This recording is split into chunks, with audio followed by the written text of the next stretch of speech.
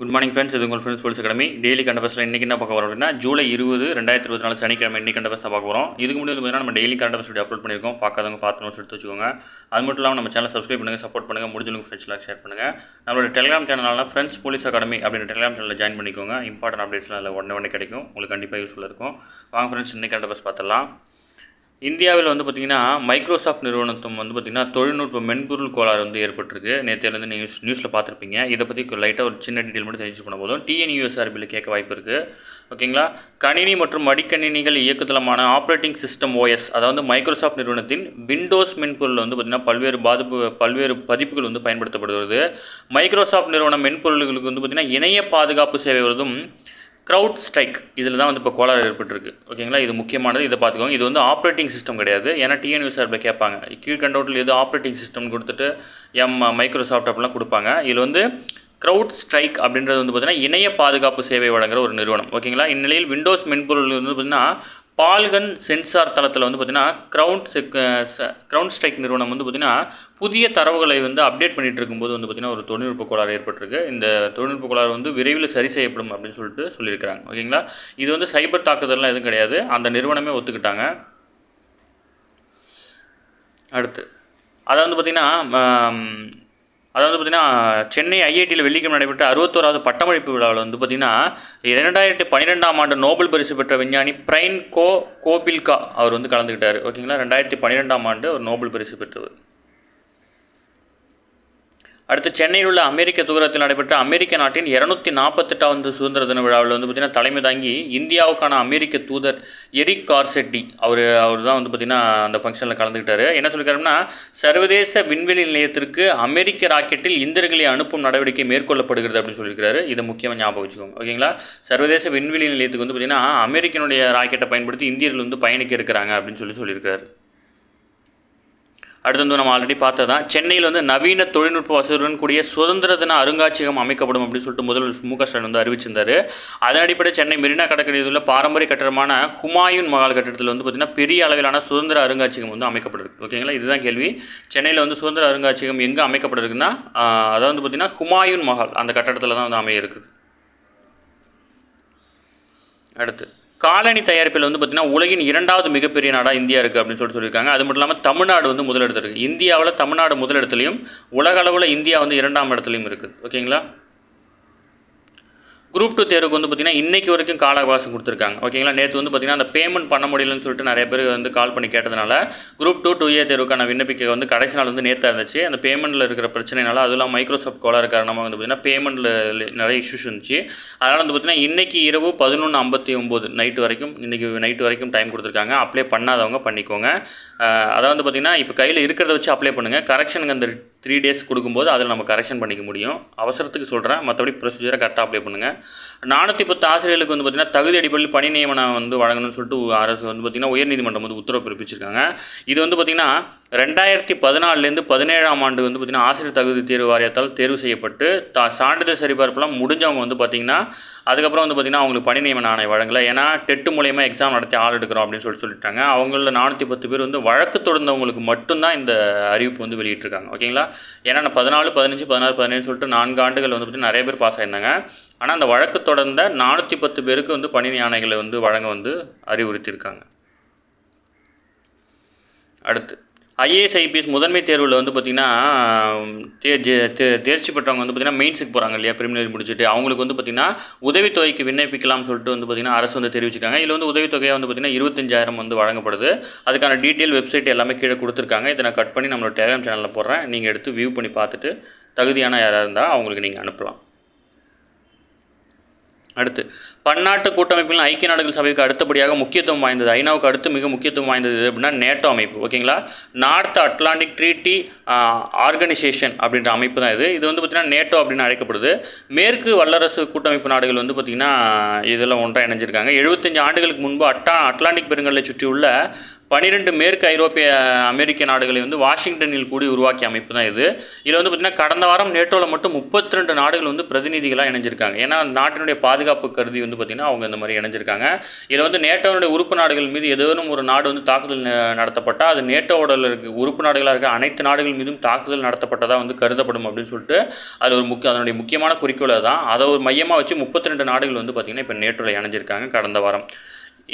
அதை வந்து பார்த்திங்கன்னா கடந்த மாதம் சுவிட்சர்லாந்தில் வந்து பார்த்திங்கன்னா உக்ரைன் சமாதான மாநாடு வந்து பார்த்திங்கன்னா நடந்துச்சு. ஓகேங்களா, நேட்டோ உறுப்பு நாடுகள் வந்து பார்த்திங்கன்னா கூடி உக்ரைனுடைய சமாதான மாநாடு வந்து பார்த்திங்கன்னா சுவிட்சர்லாந்தில் வந்து நடத்தப்பட்டுச்சு. அதேமாதிரி காலை உணவு திட்டம் அரசு பள்ளிகள் துவங்கி வந்து பார்த்திங்கன்னா 15/7/2014 அரசு உதவி பெறும் பள்ளிகளுக்கும் வந்து பார்த்திங்கன்னா எக்ஸ்டெண்ட் பண்ணப்பட்டுச்சு. இதில் வந்து ஆர்டிக்கலில் வேறு எதுவும் டீட்டெயில் இல்லை. நீங்கள் உங்களுக்கு நியூஸ் பேப்பரே நான் நம்மளோட டெலிகிராம் சேனலில் கொடுத்துறேன், நீங்கள் பொறுமையாக கூட வியூ பண்ணி படித்து பாருங்கள். ஓகேங்களா. அடுத்து ஐரோப்பிய ஒன்றியம் அண்மையில் அறிவித்த எல்லை தாண்டிய கார்பன் வரி அப்படின்ற திட்டம் வந்து பார்த்திங்கன்னா இந்தியா, சீனா, பிரேசில் உள்ளிட்ட பல்வேறு நாடுகளில் வந்து எதிர்ப்பில் உருவாகியிருக்கு. என்ன அப்படின்னா அந்த திட்டத்தின்படி ஐரோப்பிய ஒன்றியத்துக்கு இறக்குமதி செய்யாகும் பொருட்களின் உற்பத்தியின் போது வெளியிடப்படும் கரியமில வாயுக்கு வந்து அதாவது ஏற்ற வரி வந்து விதிக்கப்படும் அப்படின்னு சொல்லியிருக்கிறாங்க. வெளிநாடுகளிலிருந்து இறக்குமதி செய்யப்படும் எஃகு, அலுமினியம், சிமெண்ட், உரங்கள் உள்ளிட்ட பொருட்கள் வந்து பார்த்திங்கன்னா 2022ஆம் ஆண்டு முதல் கார்பன் வரியை வந்து பார்த்திங்கன்னா ஐரோப்பிய ஒன்றியம் வந்து விதிக்க இருக்குது. அதனால் ஐரோப்பிய நாடுகளுக்கு அலுமினியம், இரும்பு, எஃகு போன்ற பொருட்களை அதிக அளவில் ஏற்றுமதி செய்வது வந்து பார்த்திங்கன்னா நம்மளுடைய நாடு ஒரு முக்கிய பங்கு வகிக்குது. இது நமக்கும் மிகப்பெரிய ஆபத்தாக தான் முடியுது. அடுத்து பார்த்திங்கன்னா ஐரோப்பிய ஒன்றியத்தில் அங்கம் வகிக்கும் டென்மார்க் உலகிலேயே முதல் முறையாக கால்நடைகளுக்கு கார்பன் வரி விதிக்கும் திட்டத்தை வந்து அறிவித்திருக்குது. ஓகேங்களா, இதை பற்றி தெரிஞ்சுக்கோங்க. ஐரோப்பிய ஒன்றியத்தில் அங்கம் வகிக்கும் டென்மார்க் வந்து பார்த்திங்கன்னா உலகிலேயே முதல் முறையாக கால்நடைகளுக்கு கார்பன் வரி விதிக்கும் திட்டத்தை வந்து பார்த்திங்கன்னா அறிவித்திருக்கு. புவி வெப்பமயமாதலில் கரியமில வாயுவை விட மீத்தேனுக்கு அதிக முக்கிய பங்கு உண்டு. மாடுகள், பன்றிகள் உள்ளிட்ட கால்நடை வளர்ப்பதன் மூலம் மீத்தேன் வந்து ரொம்ப அதிகரிக்குது அப்படின்னு சொல்லியிருக்காங்க. கால்நடை வளர்ப்பின் மூலம் 32% மீத்தேன் வந்து வளிமண்டலத்தில் வந்து கலக்கிறதா வந்து பார்த்திங்கன்னா ஐநா வந்து அறிக்கை தெரிவிச்சிருக்காங்க. அதை சுட்டி காட்டி சொல்லியிருக்கிறாங்க. ஓகேங்களா. கால்நடை எண்ணிக்கையில் உலகிலேயே முதலிடம் வகிக்கும் நாடு வந்து இந்தியா. ஓகேங்களா, தெரிஞ்சுக்கோங்க. இதுதான் ஆர்டிக்கல், இதில் வேறு எதுவும் இல்லை. அடுத்து மக்களவையில் அலுவல் ஆய்வுக்குழுவில் வந்து பார்த்திங்கன்னா அமைச்சிருக்கிறாங்க. இதில் வந்து பார்த்திங்கன்னா மக்களவையில் அன்றாட அலுவல்களை தீர்மானிக்கும் அலுவல் ஆய்வுக்குழுவிற்கு 8 கட்சிகளைச் சேர்ந்த 14 உறுப்பினர்களை மக்களவைத் தலைவர் அவர்கள் வந்து நியமிச்சிருக்கிறாரு. இதில் வந்து பார்த்திங்கன்னா 5க்கு மேற்பட்ட உறுப்பினர்களை கொண்ட கட்சியுடைய அலுவல் பிரதிநிதிகளாக இருப்பாங்க. ஓகேங்களா, அவங்க ஒரு கட்சியோட 5 உறுப்பினர்கள் வந்து மக்களவையில் இடம்பெற்றிருந்தாங்க அப்படின்னா அதனுடைய உறுப்பினர்கள் வந்து பார்த்திங்கன்னா இந்த ஆய்வுக்குழுவில் இடம்பெறுவாங்க. அவ்வாறு 5 உறுப்பினருக்கு மேற்குழுவில் இல்லாதவங்களை வந்து பார்த்திங்கன்னா அலுவல் ஆய்வுக்குழு கூட்டத்தில் வந்து சிறப்பு அழைப்பாளர்களாக பங்கேற்க வந்து பார்த்திங்கன்னா மக்களுடைய தலைவர் தான் முடிவெடுக்க முடியும். அவர் விருப்பப்பட்டால் வந்து அவங்கள வந்து சிறப்பு அழைப்பாளராக வந்து அழைக்க முடியும். அதுக்கப்புறம் பார்த்திங்கன்னா அலுவல் ஆய்வுக்குழுவுக்கு வந்து பார்த்திங்கன்னா மக்களவைத் தலைவரே வந்து பார்த்திங்கன்னா அதிகாரப்பூர்வ தலைவராக இருப்பார். இது வந்து கொஸ்டின் ஏரியா. ஓகேங்களா, சப்போஸ் இந்த கூட்டில் கொடுத்து கேட்கறதுக்கு வாய்ப்பு இருக்குது. அலுவல் ஆய்வுக்குழுவிற்கு மக்களவைத் தலைவரே வந்து பார்த்திங்கன்னா அதிகாரப்பூர்வ தலைவராக இருப்பார். அடுத்து பாலியல் புகார் ஆளுநருக்கு வந்து பாதுகாப்பு அளிக்கும் 361வது பிரிவு வந்து ஆராய உச்சநீதிமன்றம் வந்து ஒப்புதல் அளிச்சிருக்கு. இதில் வந்து பார்த்திங்கன்னா ஆளுநருக்கு எந்த ஒரு குற்ற வழக்கிலும் விசாரணையிலிருந்து பாதுகாப்பு அளிக்கும் அரசியலமைப்பு சட்டப்பிரிவு 361 படி இது பார்த்திங்கன்னா அதனுடைய வரையறைகளை ஆய்வு செய்ய வந்து உச்சநீதிமன்றம் வந்து அனுமதி வழங்கியிருக்காங்க. இது வந்து பார்த்திங்கன்னா இதில் இருக்கிற விஷயம் நமக்கு தேவையில்லை. இல்லை அரசியலமைப்பு சட்டப்பிரிவு 361(2) கீழ் வந்து பார்த்திங்கன்னா ஆளுநர் பதவியில் இருக்கும்போது அவர் மீது எந்த ஒரு குற்றவியல் நடவடிக்கையும் மேற்கொள்ள முடியாது அப்படின்னு சொல்லுது. அதே போல் தான் குடியரசுத் தலைவருக்கும் அதே விதி தான். இதன்படி வந்து பார்த்திங்கன்னா இதில் வந்து பார்த்திங்கன்னா அந்த பாலியல் குற்றங்கள் வந்து பார்த்திங்கன்னா அந்த மாதிரி குற்றங்கள் பதியப்பட்டால் அதுக்கு எதாவது நிவர்த்தி பண்ண முடியுமா அப்படின்னு சொல்லிட்டு வந்து பார்த்திங்கன்னா உச்சநீதிமன்றம் வந்து அதுக்கு ஒப்புதல் அளிச்சிருக்காங்க. இதை ஆராய சொல்லியிருக்காங்க. இந்த அரசியலமைப்பு விவகாரத்தில் நீதிமன்றத்துக்கு உதவுமாறு அட்டார்னி ஜெனரலை வெங்கடரமணியை வந்து பார்த்திங்கன்னா நீதிபதிகள் வந்து கேட்டுக்கொண்டிருக்கிறாங்க. இது முக்கியமானது.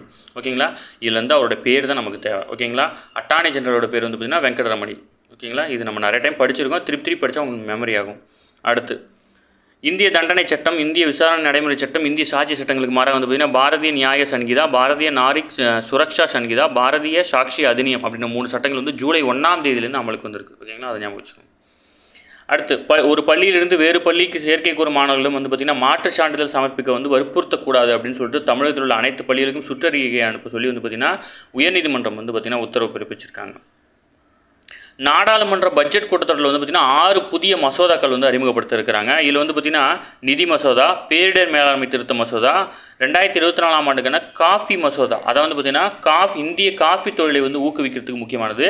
அதேமாதிரி ரப்பர் தொழிலை ஊக்குவிக்கவும் வந்து பார்த்திங்கன்னா இதில் மசோதா பண்ணிருக்கிறாங்க. அது மட்டும் இல்லாமல் ஆங்கிலேய காலத்தை சேர்ந்த 2 சட்டங்களை வந்து திருத்தி அமைச்சிருக்காங்க. ஆல்ரெடி 3 சட்டம் வந்து பார்த்திங்கன்னா குற்றவியல் சட்டங்கள் எல்லாம் திருத்திருக்காங்க.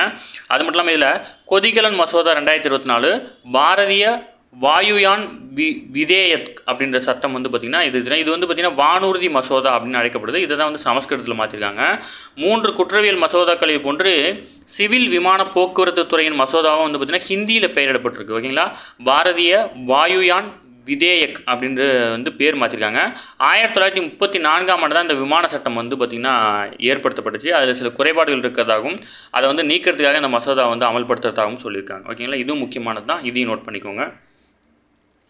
78வது சுதந்திர தினத்தினுடைய கருத்துருவாக வளர்ந்த பாரதம் அப்படின்ற கருத்துருவை வந்து பார்த்திங்கன்னா மத்திய அரசு வந்து பார்த்திங்கன்னா வெளியிட்டிருக்கு. முக்கியமான கொஸ்டின் கேட்கறதுக்கு வாய்ப்பு இருக்குது.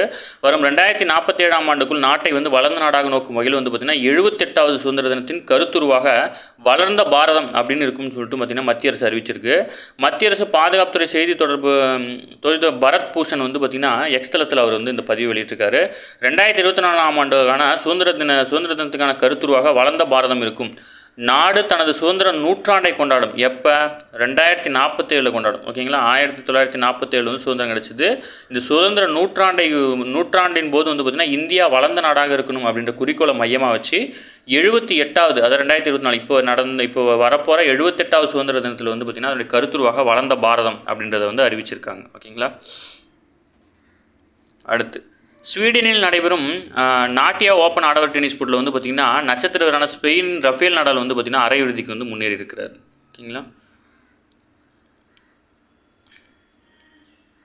ஓகே ஃப்ரெண்ட்ஸ், இன்றைக்கி கரண்ட் அஃபேர்ஸ் அவ்வளோதான். இதை தாண்டி கேட்க வாய்ப்பில்லை, இதை மட்டும் நோட் பண்ணிக்கோங்க. இல்லை அந்த சட்டத்தை, அந்த மசோதா, இதெல்லாம் ரொம்ப முக்கியம், அதை மட்டும் ஞாபகம் வச்சுக்கோங்க. கண்டிப்பாக கேட்கறதுக்கு வாய்ப்பு இருக்குது. அதேமாதிரி இந்த மைக்ரோசாஃப்ட்டில் இருக்கிற அந்த சாஃப்ட்வேர்ஸ் பேரை வந்து பார்த்திங்கன்னா கண்டிப்பாக டிஎன்யூஎஸ்ஆர்பி போலீஸ் எஸ்ஐ 2 பேருமே வந்து எது ஆப்ரேட்டிங் சிஸ்டம், எது வந்து பார்த்திங்கன்னா அந்த இணைய பாதுகாப்பு சிஸ்டம் அப்படிலாம் தெரிஞ்சு வச்சுக்கணும். ஏன்னா கேட்கறதுக்கு வாய்ப்பு இருக்குது. ரொம்ப சிம்பிளாக தான் கேட்பாங்க. இப்போ நம்ம படித்ததே போதுமானதான், நோட்ஸ் எடுத்துக்கோங்க. ஓகே ஃப்ரெண்ட்ஸ், நம்ம சேனல் சப்ஸ்கிரைப் பண்ணுங்கள், சப்போர்ட் பண்ணுங்கள், உங்கள் ஃப்ரெண்ட்ஸ்லாம் ஷேர் பண்ணுங்கள். Thank you friends.